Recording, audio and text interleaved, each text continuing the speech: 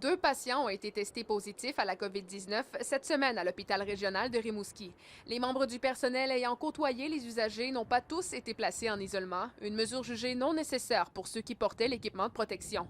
Une situation que dénonce le syndicat canadien de la fonction publique. On trouve que c'est de mettre une grosse responsabilité sur les travailleurs qui portent l'équipement parce qu'on sait qu'il peut toujours arriver des erreurs de manipulation de ces équipements-là et il y a toujours quand même un faible risque qu'il se passe quelque chose. Donc, la mesure idéale de prudence aurait été qu'au moins en attendant le résultat du test, on laisse ces gens-là en isolement. Bien que des tests de dépistage seront effectués auprès des employés concernés, sachant que le résultat d'un test peut être obtenu en moins de 24 heures en laboratoire, la Fédération interprofessionnelle de la santé du Québec croit que de les garder en poste dans l'attente d'un résultat est risqué. Pourquoi ne pas retirer les gens de façon préventive en attendant d'avoir le résultat au lieu de les faire travailler et d'attendre quelques jours pour avoir le résultat?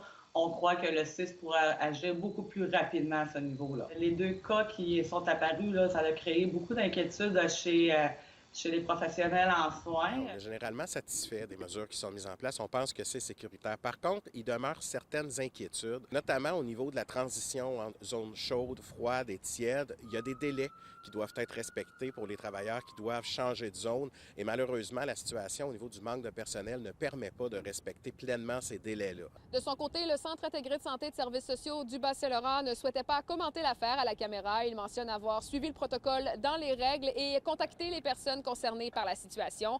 Les opérations suivent leur cours à l'hôpital régional de Rimouski, tout comme l'enquête épidémiologique.